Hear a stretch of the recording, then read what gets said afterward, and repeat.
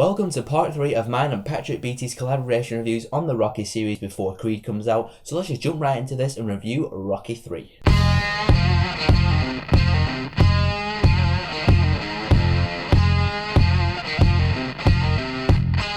Now before I watched Rocky 3, Patrick did warn me that this is going to start kind of a little downslide in the franchise. So I was like, is Rocky 3 going to be any good? Because I loved Rocky 2.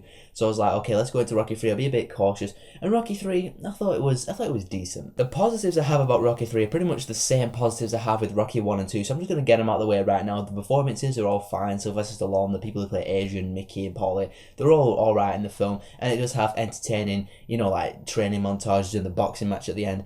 All the same good stuff about the first two films. But there are a few aspects of Rocky 3 that I just was not really a big fan of. There are a few aspects that I just noticed that took the film down a few notches, and I want to spend most of my part of this review talking about my negatives. First off, some of the characters from the first two films, like Adrian and Paulie, they felt like character filler in this film. They felt like they were in it because they were like, oh, we can't just not have them in it because they're in the first two films, so they were just thrown in there, and literally all they do is just stand there and like watch Rocky train, or that's all they do. Especially Adrian just stands there and watches him train. And I was just like, why is she even in this film? I mean, I understand she's Rocky's wife, but she's serving no purpose to the story whatsoever. Speaking of the story, that's one of my biggest negatives with this film, is that the story for me just doesn't feel very remarkable. There's no emotional gravity to this story whatsoever, like in Rocky 2, where you really care about Rocky winning the boxing match so he can get all the money and support his family. In this film, it's just Rocky trying to prove himself to be a good fighter by taking on Mr. T, and you feel like that if Rocky loses the fight at the end, nothing's going to be different. He's still going to have his big mansion and all his money and his wife and kids, so everything's still going to be all good if he loses the fight. It's just, for me, the film did not have that emotional connection to the story, and you don't really care as much about Rocky winning this fight as you did in Rocky 2, or even Rocky 1 for that matter. And also, some of the elements or some of the things in this film did feel very familiar to the first two films. Like, it seems to me in the first two films that Rocky, when he starts training for his big fight, he always starts training, he's like always mopey, and he's always like really depressed about something, so he's training like really hard, like he's trying to skip on the skipping ropes and he's like missing all the time. And then he something happens, there's some kind of big revelation, or someone tells him something, and it's like, yeah, and then he goes and does his training montage, he's all training hardcore. I'm like, he does it again in Rocky 3. I'm like, wait, I've seen this before. That was in the last film. The end boxing match between Rocky and Clubber Lang, it was entertaining. I mean, just like the first two films, it was entertaining to watch.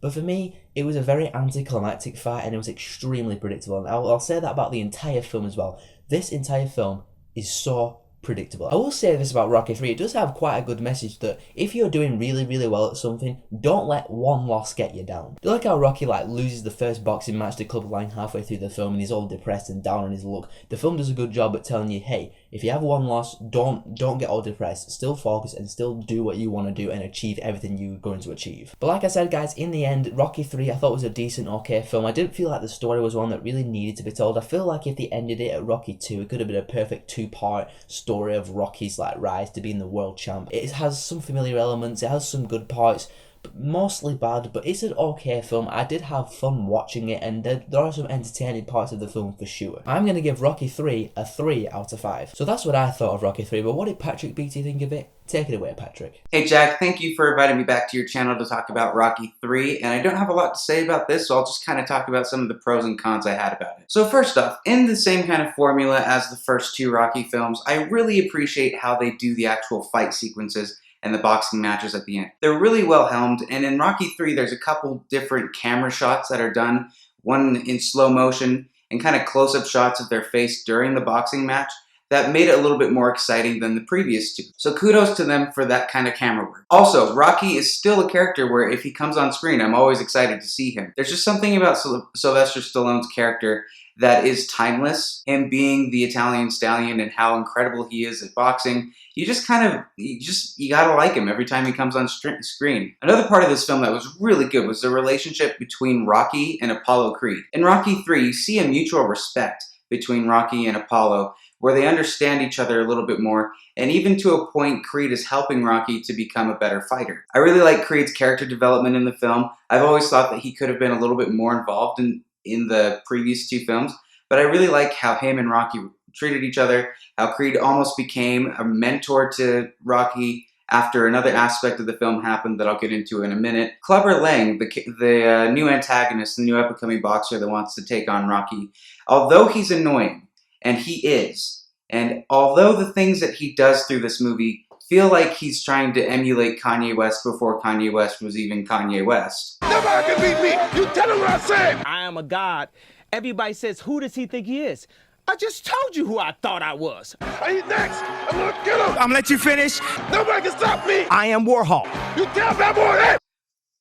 There's nothing really redeemable about this guy. He's really just a punk that wants to give a lot of back talk to people, be really arduous and really confrontational. And that is good for a villain, but I've always liked the villains that have a little bit more to them. Most good villains think that they're the hero in the situation that they're in.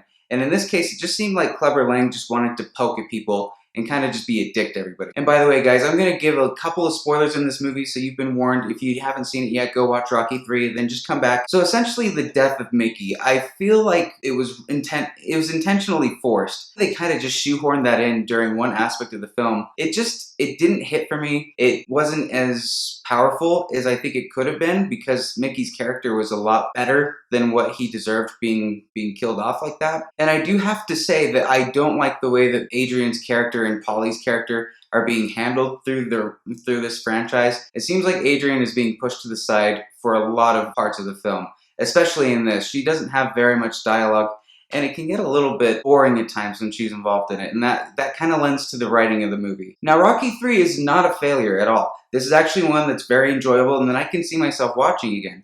However, there are flaws, and this is one of the first Rocky films where you actually start to see a crack in the armor, and that this idea of Rocky fighting a person every movie is starting to get overplayed, and maybe the story is a little bit stale for kind of bringing back the tropes from the previous films. You definitely need to see this for the final fight. It has some character development in it that you're going to want to watch if you need to see if you want to watch the next films.